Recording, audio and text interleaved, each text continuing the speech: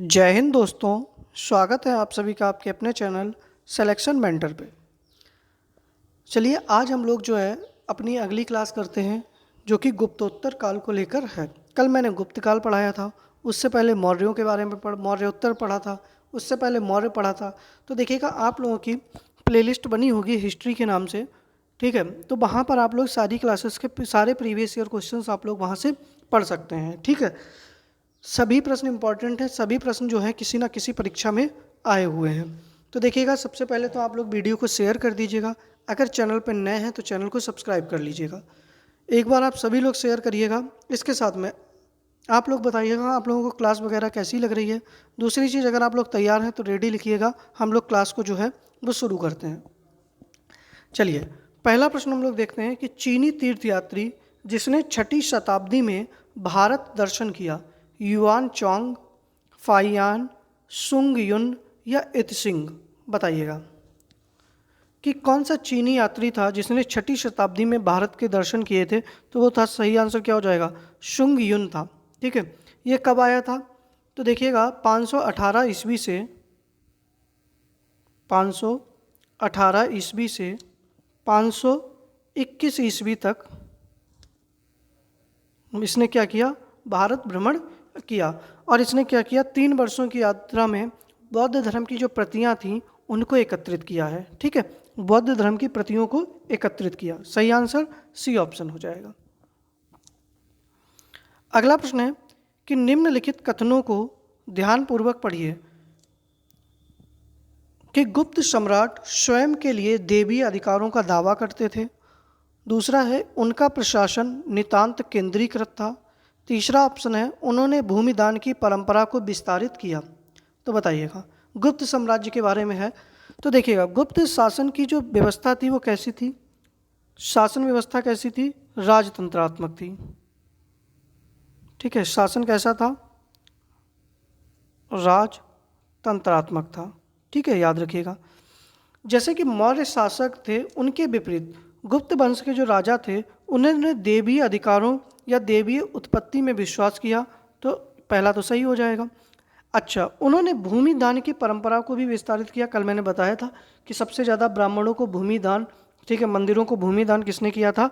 तो ये भी आंसर सही हो जाएगा, गुप्त ने किया था। लेकिन गुप्त प्रशासन जो था वो केंद्रीकृत नहीं था, ठीक है। केंद्रीकृत ना होकर कैसा था, संघात्मक था। तो दूसरा वाला तो आपका गलत हो जाएगा। कैसा था बेटा, संघात्मक था। क्योंकि देखो गुप्त प्रशासन का स्वरूप जो था वो केंद्रीकृत नहीं था, संघात्मक था। गुप्त राजा अनेक छोटे छोटे राजाओं का क्या होता था, राजा होता था, ठीक है। सामंत तथा प्रांतीय शासक अपने अपने क्षेत्रों में नितांत स्वतंत्रता का अनुभव करते थे। तो इस प्रकार कौन सा सही हो जाएगा, 1 एवं 3 सही है। सी ऑप्शन आप लोगों का सही हो जाएगा, ठीक है। चलिए अगला प्रश्न है हमारा कि शूद्रक द्वारा लिखी गई प्राचीन पुस्तक मृच्छकटिकम का विषय था एक धनी व्यापारी और एक गणिका पुत्री की प्रेम कथा, चंद्रगुप्त द्वितीय के पश्चिम भारत के शक क्षत्रपों पर विजय, समुद्रगुप्त के सैन्य अभियान तथा शौर्यपूर्ण कार्य, गुप्त राजवंश के राजा तथा कामरूप की राजकुमारी की प्रेम गाथा। बताइएगा सही आंसर क्या होना चाहिए। तो सही आंसर क्या होना चाहिए, तो देखिएगा शूद्रक के द्वारा कौन सी पुस्तक लिखी गई, मृच्छकटिकम। इसमें गुप्तकालीन शासन व्यवस्था एवं नगर जीवन के विषय में रोचक जानकारी मिलती है, ठीक है। इसमें समाज में जो भी परिवर्तन हुए थे उनके बारे में भी पता लगता है, ठीक है। इस ग्रंथ में, ठीक है, चारुदत्त नाम का एक ब्राह्मण था। क्या नाम था, चारुदत्त नामक ब्राह्मण सार्थवाह। सार्थवाह किसको कहते थे, जो व्यापारी घूमते थे। एवं एक गणिका, गणिका कौन किसको कहा जाता था, ठीक है, जो नृत्य वगैरह करती थी, ठीक है। गणिका की पुत्री थी जिसका क्या नाम था, बसंत सेना। क्या नाम था, बसंत सेना, ठीक है। उसकी पुत्री मतलब गणिका की पुत्री जिसका नाम था बसंत सेना के प्रेम गाथा का वर्णन किया गया है। तो सही आंसर क्या हो जाएगा, ए ऑप्शन हो जाएगा। मतलब पुरानी भी आशिकी चलती थी, पूरे पूरे बताओ, खाली यहाँ सीमा हैदर सचिन की नहीं चल रही है, पुराने ज़माने में भी चल रही है, ठीक है। सही आंसर क्या हो जाएगा, ए ऑप्शन हो जाएगा। पूरा पूरा ग्रंथ लिखे बैठे हैं। अगला प्रश्न है कि सांख्य दर्शन प्रतिपादित किया? गौतम ऋषि द्वारा, जैमिनी द्वारा, कपिल द्वारा या पतंजलि द्वारा? कल मैंने ये प्रश्न भी पूछा था, जिसका सही आंसर अरविंद ने दिया था और अखिलेश तुम्हारा आंसर इसका गलत था। तो सांख्य दर्शन का प्रतिपादन जो था वो किसने किया था? तो कपिल के द्वारा किया गया था। किसके द्वारा? कपिल मुनि के द्वारा किया गया था। सी आंसर आप लोगों का सही हो जाएगा। ठीक है। अच्छा, कपिल मुनि ने ही एक ग्रंथ भी लिखा था जिसका नाम था सांख्य सूत्र। क्या नाम था? सांख्य सूत्र नामक ग्रंथ लिखा है। ठीक है, याद रखिएगा आप लोग। आगे बढ़ें। अगला प्रश्न है कि निम्नलिखित प्रश्नों को पढ़िए तथा सही विकल्प को चुनिए। कथन एक है कि कपिल सांख्य पद्धति के सबसे पुराने प्रणेता हैं। दूसरा है कपिल यह बताते हैं किसी व्यक्ति का जीवन प्रकृति की शक्तियों द्वारा गढ़ा जाता है, किसी देवी सत्ता का अधिकार नहीं है। बताइएगा इस प्रश्न का सही आंसर आप लोगों का क्या हो जाएगा? तो देखिएगा, कपिल मुनि जो है सांख्य पद्धति के सबसे पुराने प्रणेता हैं, ये बात बिल्कुल सही है। उन कपिल कौन थे? सांख्य दर्शन के प्रणेता थे। तो ए वाला तो आपका सही हो जाएगा। कपिल मुनि यह भी बताते हैं कि जीवन प्रकृति की शक्तियों द्वारा निर्मित और संचालित होता है, ना कि किसी देवी सत्ता के द्वारा। उन्होंने दर्शन युक्ति युक्त चिंतन और तर्क में विश्वास किया था। तो दोनों ही कथन सही हैं। तो सही आंसर क्या हो जाएगा? ए ऑप्शन सही हो जाएगा। कथन 1 एवं 2 दोनों सही हैं। ठीक है, याद रखिएगा आप लोग। अगला प्रश्न है हमारा कि योग दर्शन के प्रतिपादक हैं पतंजलि, गौतम, जैमिनी या फिर शंकराचार्य? बताइएगा। तो देखिएगा, योग दर्शन के प्रतिष्ठापक या प्रतिपादक जो हैं वो किसको माना जाता है? तो महर्षि पतंजलि को माना जाता है। ठीक है। यद्यप भारत में जो परंपरा योग साधना का इतिहास है वो अत्यंत प्राचीन है। उपनिषद, महाभारत, भगवत गीता, जैन और बौद्ध मतों में योग संबंधी क्रियाओं का विवेचन प्राप्त होता है। तो सर्वप्रथम महर्षि जो पतंजलि थे उन्होंने ही सुसंबंध दार्शनिक सिद्धांत के रूप में योग का विवेचन किया था। इसीलिए इनको क्या कहा जाता है? योग दर्शन का प्रतिपादक कहा जाता है। ठीक है। और ये प्रश्न देखिएगा कितनी बार कई एग्जामों में पूछा गया है, पीसीएस में, लोअर सबऑर्डिनेट में, ठीक है, यूपी पीसीएस में। अगला प्रश्न है कि केवल प्रत्यक्ष प्रमाण को कौन स्वीकार करता है या किसने कहा है? जैन, चावार्क, मतलब ये किसमें कहा गया? जैन धर्म में, चावार्क में, बौद्ध में या सांख्य में? बताइएगा।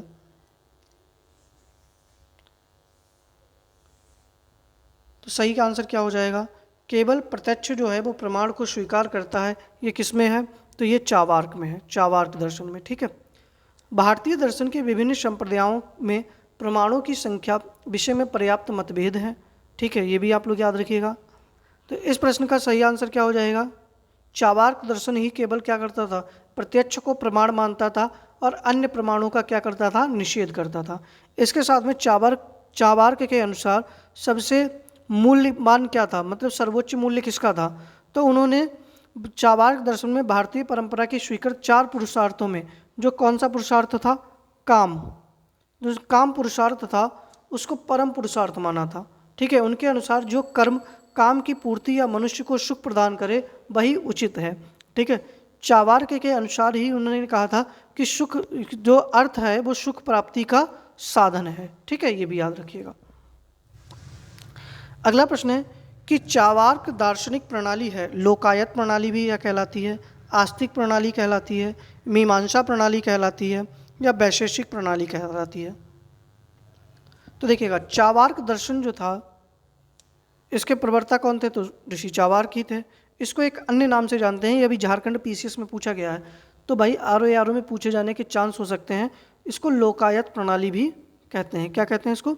लोकायत प्रणाली कहते हैं। चावार्क दर्शन एक कैसा दर्शन है? तो भौतिकवादी दर्शन है। कैसा दर्शन है बेटा? भौतिकवादी दर्शन है, इसलिए इसको क्या कहते हैं? लोकायत के नाम से भी जाना जाता है। और यह नास्तिक विचारधारा पर आधारित है। कैसा है?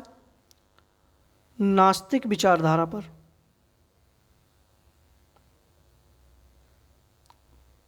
ठीक है, नास्तिक विचारधारा पर आधारित है, इसीलिए यह कहता है कि प्रत्यक्ष प्रमाण को स्वीकार करता है। ठीक है।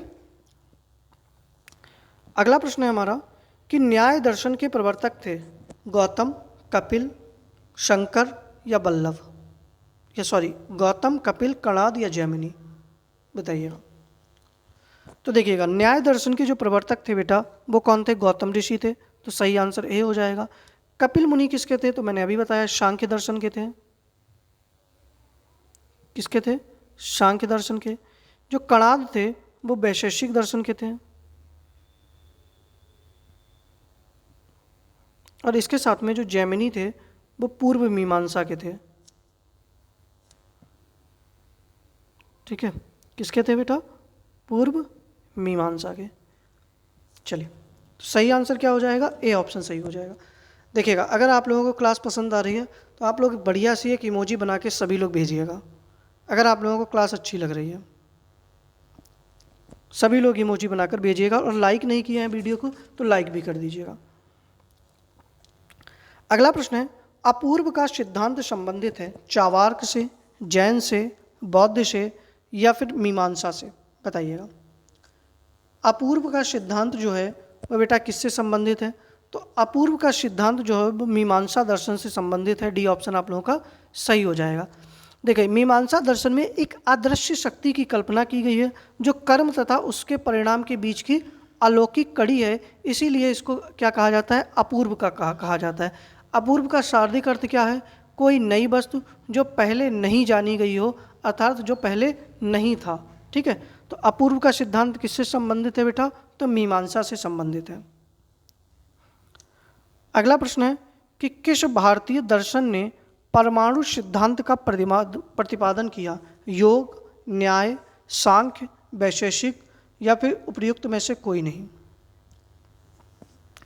तो देखिएगा परमाणु सिद्धांत का जनक या भारतीय परमाणुवाद का जनक जो है किस दर्शन को कहा जाता है? तो वैशेषिक दर्शन को कहा जाता है। और इस दर्शन के प्रणेता कौन थे? तो महर्षि कणाद थे। कौन थे? महर्षि कणाद थे। और इनको क्या कहा जाता है? भारतीय परमाणुवाद का जनक कहा जाता है। भारतीय परमाणुवाद का जनक कहा जाता है, याद रखिएगा आप लोग। ठीक है, सही आंसर क्या हो जाएगा? डी ऑप्शन सही हो जाएगा। अगला प्रश्न है कि अद्वैत दर्शन के संस्थापक हैं शंकराचार्य, रामानुजाचार्य, माधवाचार्य, महात्मा बुद्ध या इनमें से कोई नहीं। तो देखिएगा अद्वैत दर्शन के संस्थापक जो थे वो कौन थे बेटा? शंकराचार्य थे। ए ऑप्शन सही हो जाएगा। ठीक है, कौन थे? शंकराचार्य। आगे बढ़े। अगला प्रश्न है कि प्रच्छन्न बोध किसे कहा जाता था? शंकराचार्य को, कपिल को, रामानुजन को या पतंजलि को? शंकर या शंकराचार्य को क्या कहा जाता था? शंकर कहा जाता था। इन्होंने किस दर्शन के प्रणेता थे? अद्वैत। ठीक है, अद्वैत दर्शन के प्रणेता थे एवं हिंदू धर्म के प्रख्यात दार्शनिक थे। ठीक है, बौद्ध धर्म में उनको क्या कहा गया है? प्रच्छन्न बौद्ध की संज्ञा दी गई है। ठीक है, ए ऑप्शन क्या हो जाएगा? शंकराचार्य या शंकर सही ऑप्शन हो जाएगा। अगला प्रश्न है कि विशिष्ट अद्वैत सिद्धांत के संस्थापक कौन थे? रामानुजाचार्य, बल्लवाचार्य, श्रीकंठाचार्य या माधवाचार्य, बताइएगा। तो देखिएगा जो विशिष्ट अद्वैत सिद्धांत था इसके संस्थापक थे रामानुजाचार्य। कौन थे? रामानुजाचार्य। और ये भक्ति आंदोलन में से प्रमुख थे। और ये किस भक्ति के प्रमुख थे? तो सगुण, एक निर्गुण भक्ति साधना थी, एक सगुण था। ठीक है, तो सगुण ईश्वर की शक्ति में ये विश्वास रखते थे। इन्होंने ही विशिष्टाद्वैत या विशिष्ट अद्वैत सिद्धांत का प्रतिपादन किया था। ठीक है, और ये विशिष्ट अद्वैत दर्शन जो है वो शंकराचार्य के अद्वैत दर्शन के विरोध की एक प्रतिक्रिया थी। ठीक है, ये भी आप लोग याद रखिएगा। अच्छा, अगर आपसे पूछ लिया जाए कि शुद्ध अद्वैतावाद किसने चलाया था? तो शुद्ध अद्वैतवाद के प्रतिपादक कौन थे? बल्लवाचार्य थे। इसके साथ में जो माधवाचार्य थे वो द्वैतवाद दार्शनिक मत का उन्होंने प्रतिपादन किया था। ठीक है, चलिए अगला प्रश्न है कि गधैया था, सिक्का था, भूमिकर था, व्यापार कर था या फिर कोई सैन्य अधिकारी था। ये देखिएगा अभी उत्तराखंड पीसीएस 2021 में ये प्रश्न पूछा गया है। तो गदहिया क्या था? तो देखिएगा गदहिया जो था वो एक प्रकार का रजत सिक्का था। क्या था? एक प्रकार का रजत सिक्का था। तो ए ऑप्शन आप लोगों का सही हो जाएगा। ठीक है, इस सिक्के को क्या कहा जाता था? ससेनियन सिक्कों के अनुकरणों पर चलाया गया था, याद रखिएगा। चलिए आगे बढ़ते हैं अगले प्रश्न पर। अगला प्रश्न है कि पुराणों के अनुसार चंद्रवंशी शासकों का मूल स्थान था काशी, अयोध्या, प्रतिष्ठानपुर, श्रावस्ती। बताइएगा।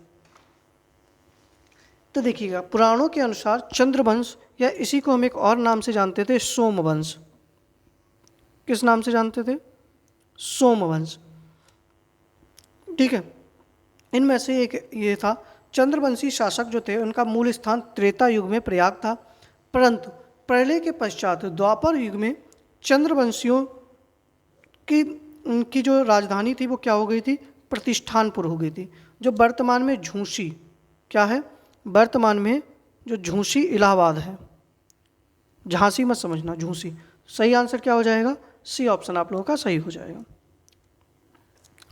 अगला प्रश्न है कि मौखरी शासकों की राजधानी थी थानेश्वर, कन्नौज, पुरुषपुर या उपर्युक्त में से कोई नहीं। तो देखिएगा जो मौखरी थे वो गुप्तों के क्या थे? सामंत थे। ठीक है, और ये कहाँ के निवासी थे? गया के निवासी थे, और इन्होंने अपनी राजधानी कहाँ बनाई थी? कन्नौज बनाई थी। सही आंसर क्या हो जाएगा? बी ऑप्शन आप लोगों का सही हो जाएगा। इस वंश के राजा कौन थे? हरि वर्मा, आदित्य वर्मा, ग्रह वर्मा। ठीक है, ये सब राजा थे। अगला प्रश्न है, ये अभी यूपी पीसीएस प्री 2022 में पूछा गया है। सही सुमेलित नहीं है कौन सा? सर्ववर्मन से संबंधित क्या गया का ताम्र पत्र है? ईश्वर वर्मन से संबंधित जौनपुर का प्रस्तर अभिलेख है? ईशान वर्मन से हरहा का पाषाण अभिलेख है? और जीवित गुप्त सेकंड से देव वर्नाक अभिलेख है। तो बताना है कि कौन सा अभिलेख जो है वो सही नहीं है। तो देखिएगा जो सर्ववर्मन का गया ताम्रपत्र है, तो सर्ववर्मन का गया ताम्रपत्र नहीं था। इनका ताम्रपत्र कौन सा था? अशीरगढ़। कौन सा था? अशीरगढ़ से इनका ताम्रपत्र प्राप्त हुआ था। गया से कोई भी ताम्रपत्र सर्ववर्मन का प्राप्त नहीं हुआ है। तो सही कौन सा सुमेलित नहीं है? ए वाला सुमेलित नहीं है, बाकी तीनों सुमेलित हैं। ठीक है, चलिए आगे बढ़ें। अगला प्रश्न है कि वर्धन राजवंश की स्थापना किसने की? पुष्यभूति ने, राज्यवर्धन ने, आदित्यवर्धन ने या फिर प्रभाकर वर्धन ने या उपर्युक्त में से कोई नहीं। तो देखिएगा बाणभट्ट की एक पुस्तक है, क्या नाम है जिसका?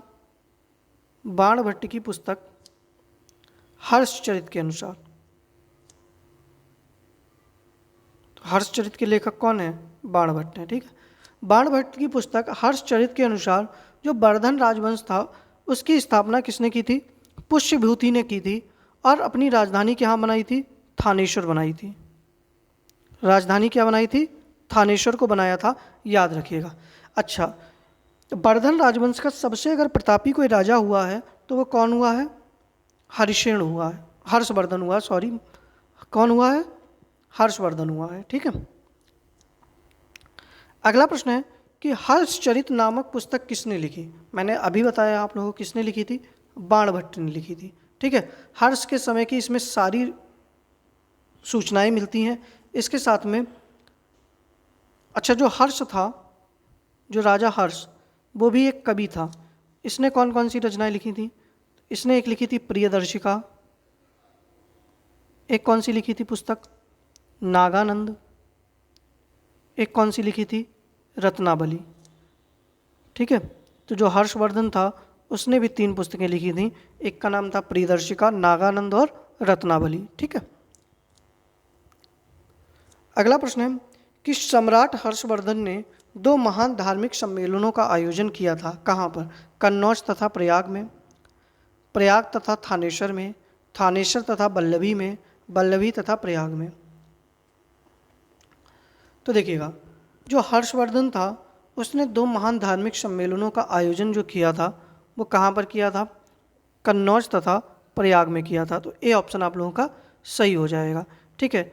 हर्षवर्धन के शासनकाल में ही कौन आया था? तो चीनी यात्री हेनसांग आया था। कौन आया था? हेनसांग आया था।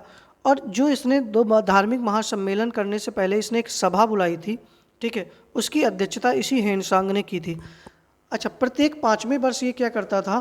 प्रयाग में के संगम क्षेत्र में एक समारोह का आयोजन करता था जिसको क्या कहा जाता था? महामोक्ष परिषद कहा जाता था। हेनसांग जो है इसके 6ठे समारोह में सम्मिलित हुए थे और 18 देशों के अन्य राजा भी इसमें सम्मिलित हुए थे।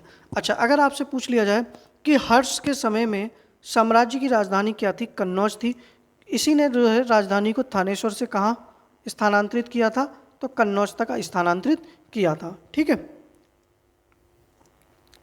अगला प्रश्न है कि नर्मदा नदी के तट पर सम्राट हर्ष के दक्षिणावर्ती अग्रगमन को किसने रोका? पुलकेशिन प्रथम ने, पुलकेशिन द्वितीय ने, विक्रमादित्य प्रथम ने या विक्रमादित्य द्वितीय ने? देखिएगा, मैंने बताया कि वर्धन वंश का सबसे प्रतापी राजा कौन हुआ? तो हर्षवर्धन हुआ। तो हर्षवर्धन जो था वो लगातार पश्चिम की सीमा नर्मदा नदी तक पहुंच गई थी। उसकी मतलब उसकी जो पश्चिमी सीमा थी उसके राज्य की, वो कहाँ तक पहुंच गई थी? नर्मदा नदी तक। ठीक है। अच्छा, उसी के समकालीन एक राजा था पुलकेशिन द्वितीय। ठीक है, ये अपनी उत्तर के राज्य का विस्तार करना चाहता था। इसी की स्थिति में दोनों के बीच में युद्ध हुआ और इस युद्ध में पुलकेशिन द्वितीय ने किसको पराजित किया था? हर्षवर्धन को पराजित किया था। ठीक है, याद रखिएगा आप लोग। सही आंसर क्या हो जाएगा? बी ऑप्शन सही हो जाएगा।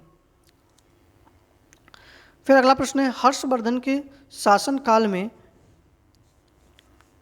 किस चीनी यात्री ने भारत की यात्रा की? तो सही आंसर क्या हो जाएगा? अभी मैंने बताया हेनसांग ने यात्रा की। हेनसांग जो था, ठीक है, इसको क्या कहा जाता था? तो इसको यात्रियों का राजकुमार कहा जाता था। यात्रियों का राजकुमार। इसी का नाम एक और था, युआन चांग। क्या नाम था इसका? युआन चांग। इसी ने एक ग्रंथ की रचना की थी जिसका नाम क्या था? सी यू की। क्या नाम था? सी यू की ग्रंथ की इसने रचना की थी। ठीक है, याद रखिएगा। अगला प्रश्न है कि कौशेय शब्द का प्रयोग किया गया कपास के लिए, सन के लिए, रेशम के लिए या ऊन के लिए? बताइएगा। तो गुप्त और गुप्तोत्तर काल में रेशम के लिए किस शब्द का प्रयोग किया जाता था बेटा? तो कौशेय शब्द का प्रयोग किया जाता था। सही आंसर सी ऑप्शन आप लोगों का हो जाएगा। अच्छा, जो चीनी यात्री हेनसांग था उसने किस विश्वविद्यालय में अध्ययन किया था? बताइएगा।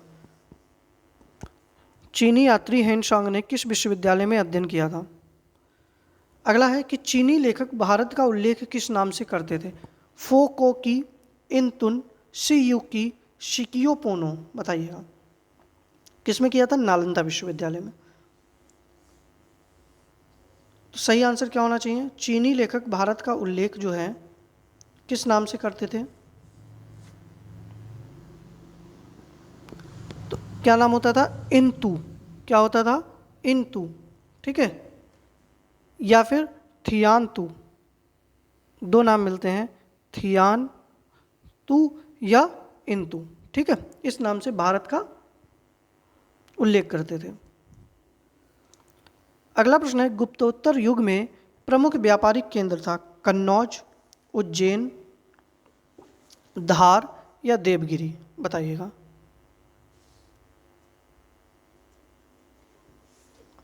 तो देखिएगा, गुप्त काल में प्रमुख व्यापारिक केंद्र था उज्जैन, लेकिन जब गुप्त उत्तरोत्तर आया, मतलब गुप्तों के बाद में जो राजा हुए, तो व्यापार का केंद्र उज्जैन से हटकर कौन हो गया? कन्नौज।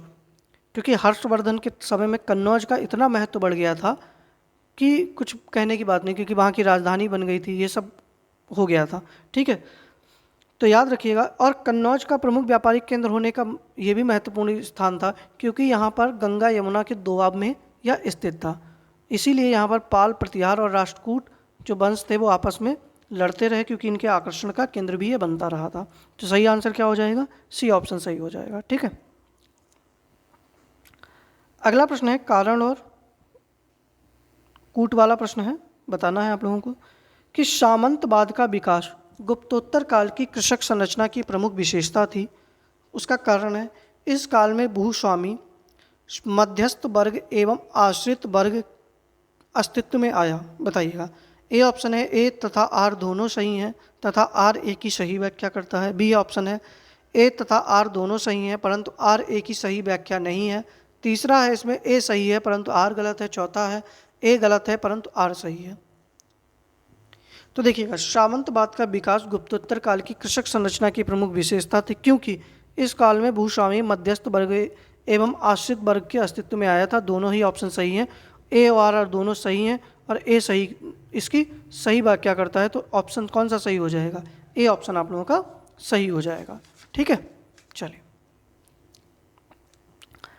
अगला प्रश्न है हमारा कि निम्नलिखित कथनों को चुनिए और दिए गए कूट का सही उत्तर चुनना है आप लोगों को। कि मुल्तान के सूर्य मंदिर का उल्लेख हेनशांग, आबू जईद, अल मसूदी तथा अलबरूनी ने किया। दूसरा है शाम्बपुर यात्रो उत्सव सूर्य पूजा से संबंधित था। तो बताना है केवल एक सही है, केवल दो सही है, एक एवं दो दोनों सही हैं, या फिर ना तो एक और ना तो दो सही है। तो देखिएगा, मुल्तान के सूर्य मंदिर का उल्लेख हेनसांग, आबू जईद और अल मसूदी तथा अलबरूनी ने किया है। पहला बिल्कुल सही है। दूसरा शाम्बपुर यात्रो उत्सव सूर्य पूजा से संबंधित था, ये भी सही है। तो दोनों ही कथन सही हैं। तो सही ऑप्शन कौन सा हो जाएगा? सी ऑप्शन आप लोगों का सही हो जाएगा कि दोनों सही हैं। ठीक है, अगला प्रश्न है हमारा कि निम्नलिखित में कथनों में कौन सा 8वीं शताब्दी के संत शंकराचार्य के बारे में सही नहीं है? उन्होंने भारत के विभिन्न क्षेत्रों में 4 धाम स्थापित किए। उन्होंने बौद्ध तथा जैन धर्मों के विस्तार पर रोक लगाई। उन्होंने प्रयाग को तीर्थराज नाम दिया। उन्होंने वेदांत का प्रसार किया। तो देखिएगा, जो शंकराचार्य जी थे उनको श्री शंकराचार्य, शंकर, आदि शंकराचार्य इन नामों से जाना जाता है। और इनका जन्म जो था वो कहाँ हुआ था? केरल में हुआ था। कहाँ पर? केरल राज्य में एक छोटा सा गांव था कलाड़ी। कौन सा था? कलाड़ी गांव में इनका जन्म हुआ था। शंकराचार्य के समय में बौद्ध एवं जैनियों का प्रभाव में आकर हिंदुत्व समाप्त हो रहा था। इसी को रोकने के लिए इन्होंने किस पर बल दिया था? वेदांत पर बल दिया था। ठीक है, तो देखिएगा, इन्होंने भारत के विभिन्न क्षेत्रों में 4 धाम स्थापित किए थे, बिल्कुल सही है।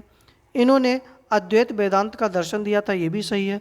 इन्होंने बौद्ध तथा जैन धर्मों के विस्तार पर रोक लगाई, ये भी सही है। इन्होंने प्रयाग को तीर्थराज नाम दिया था, ये गलत है। ठीक है, इन्होंने प्रयाग को तीर्थराज नाम नहीं दिया था। उन्होंने वेदांत का प्रसार किया, ये भी सही है। ठीक है, याद रखिएगा आप लोग। तो सही आंसर क्या हो जाएगा? सी ऑप्शन आप लोगों का बिल्कुल गलत हो जाएगा। ठीक है, अच्छा, उन्होंने संपूर्ण भारत की यात्रा जो थी वो पैदल ही की थी, ये भी याद रखिएगा। इनको ही हिंदू धर्म के पथ प्रदर्शक के नाम से भी जाना जाता है। ठीक है, अगला प्रश्न है हमारा कि आदि शंकराचार्य द्वारा स्थापित 4 मठ कहाँ स्थित हैं? बताइएगा। श्रृंगेरी, द्वारका, जोशीमठ, प्रयाग, द्वारिका, जोशीमठ, प्रयाग या कांची, जोशीमठ, द्वारिका, पुरी, श्रृंगेरी, द्वारिका, वाराणसी। बताइएगा। तो देखिएगा, आदि शंकराचार्य के द्वारा 4 मठ स्थापित किए गए। एक का नाम था श्रृंगेरी। क्या था? श्रृंगेरी मठ। और ये कहाँ पर है? कर्नाटक के अंदर। दूसरा इनका मठ था जिसका नाम क्या था? द्वारिका। कौन सा मठ था? द्वारिका। और द्वारिका आपका कहाँ पर है? गुजरात में। तीसरा था पुरी वाला कहाँ पर था? उड़ीसा में। और चौथा इनका था जोशीमठ या ज्योतिर्मठ, जो भी आप कह लें। जोशीमठ कहाँ पर? उत्तराखंड में। अब आप देख सकते हैं कौन सा सही हो जाएगा। श्रृंगेरी, द्वारिका, सी ऑप्शन सही हो जाएगा, यही है। जोशीमठ, द्वारिका, पुरी, श्रृंगेरी सही आंसर हो जाएगा। सी ऑप्शन सही है। ठीक है, चलिए अगला प्रश्न है हमारा कि निम्न सूची में से दूसरी सूची को सुमेलित करना है। एक तरफ राजा लिखे हैं और एक तरफ उनके दरबारी कवि हैं। तो बताइएगा, अमीर खुसरो किसके दरबार में थे, कालिदास किसके दरबार में थे, हरिशेन किसके दरबार में थे और बाणभट्ट किसके दरबार में रहते थे, बताइएगा। तो देखिएगा, अमीर खुसरो जो थे वो किसके दरबारी कवि थे, अलाउद्दीन खिलजी के दरबारी कवि थे और इनको भारत का तोता कहा जाता था। तो ए का क्या हो जाएगा, 4 हो जाएगा। कालिदास किसके दरबार में थे, तो भैया कालिदास किसके, चंद्रगुप्त द्वितीय के दरबार में थे, कल ही बताया था मैंने। तो बी का क्या हो जाएगा, 1 हो जाएगा। हरिशेन किसके दरबार में थे, तो आप लोगों को कल बताए थे हरिशेन समुद्रगुप्त के दरबार में थे, तो सी का 2 हो जाएगा। और बाणभट्ट किसके दरबार में थे, तो हर्षवर्धन के दरबार में थे। तो 4 1 2 3 हो जाएगा, देख लीजिएगा कौन सा ऑप्शन है, 4 3 2 1, सी ऑप्शन आप लोगों का, नहीं 4 1 2 3 था ना, बी ऑप्शन सही हो जाएगा, 4 1 2 3। ठीक है, चलिए अगला प्रश्न है, फिर कूट है, सही जोड़े बनाइए। ठीक है, एक तरफ राजा हैं और एक तरफ उनसे संबंधित उनके क्षेत्र हैं, बताना है। तो जो राजा भोज थे वो किससे संबंधित थे, तो राजा भोज जो थे वो धार से संबंधित थे। ठीक है, तो ए का क्या हो जाएगा, 3 हो जाएगा। रानी दुर्गावती जो थी वो कहाँ से, तो रानी दुर्गावती गोंडवाना से संबंधित थी, बी का 4 हो जाएगा। समुद्रगुप्त कहाँ से संबंधित था, तो समुद्रगुप्त विदिशा से, सी का 2 हो जाएगा। और अशोक कहाँ से, उज्जैन से, तो डी का 1 हो जाएगा। 3 4 2 1, ठीक है, 3 4 2 1, डी ऑप्शन आपका सही हो जाएगा। ठीक है, चलिए अगला प्रश्न है हमारा कि भारत के इतिहास के संदर्भ में निम्नलिखित युग्मों पर विचार कीजिए। एक तरफ प्रसिद्ध स्थल है और दूसरी तरफ उनका वर्तमान राज्य है, बताना है कि भीलसा कहाँ पर है, द्वार समुद्र महाराष्ट्र में है, मतलब कौन सा सही है। ठीक है, गिरनगर गुजरात में है या स्थानेश्वर उत्तर प्रदेश में है। तो देखिएगा, भीलसा मध्य प्रदेश में है, बिल्कुल सही है। जो द्वार समुद्र है वो महाराष्ट्र में नहीं है, वो बल्कि कहाँ पर है, कर्नाटक के अंदर स्थित है। तीसरा जो गिरनगर है वो गुजरात में है और स्थानेश्वर जो है वो उत्तर प्रदेश में ना होकर कहाँ पर है, हरियाणा में है। ठीक है, तो सही कौन सा हो जाएगा, 1 और 3 बिल्कुल सही है। ठीक है, क्या सही हो जाएगा, 1 एवं 3 सही है। चलिए आज हमारे यहीं तक प्रश्न थे। कल आप लोगों को पढ़ाएंगे प्राचीन भारत में स्थापत्य कला। क्या पढ़ाएंगे, कल आप लोग इसको पढ़ लीजिएगा, प्राचीन भारत में स्थापत्य कला। इनसे बनने वाले सारे प्रश्न आप लोगों के लिए महत्वपूर्ण होंगे। अगर देखिएगा अभी तक आप लोगों ने वीडियो को लाइक नहीं किया है तो भैया एक बार लाइक कर दीजिएगा और चैनल को सब्सक्राइब भी नहीं किया है तो सब्सक्राइब भी कर लीजिएगा। एक प्रश्न आप लोगों के लिए होमवर्क का है कि दशावतार मंदिर कहाँ पर है। ठीक है, दशावतार मंदिर कहाँ पर है यह आप लोगों को कमेंट बॉक्स में बताना है। बाकी आप लोगों को वीडियो कैसी लगी आप लोग कमेंट बॉक्स में अपना प्यार ज़रूर दिखाइएगा। बाकी हम लोग मिलते हैं अपनी कल की नेक्स्ट क्लास में। हाँ, लेकिन कल जो है आप लोगों का प्राचीन भारत में स्थापत्य कला की जगह क्या होगा, कल संडे है तो कल तो भैया हमको कराना है क्या, करंट अफेयर्स। तो कल आप लोगों की करंट अफेयर्स की क्लास होगी, माफ़ी चाहते हैं, कल स्थापत्य कला की क्लास नहीं होगी, करंट अफेयर्स होगा। ठीक है, और जो कि प्रतियोगिता दर्पण की पुस्तक पे आधारित होगा, अगस्त माह की जो पुस्तक होगी उस पर। ठीक है, तो आप लोग कल करंट अफेयर्स की तैयारी कर लीजिएगा। बाकी भाई आप लोग अपना ख्याल रखिएगा, मिलते हैं हम लोग अपनी नेक्स्ट वीडियो में। जय हिंद।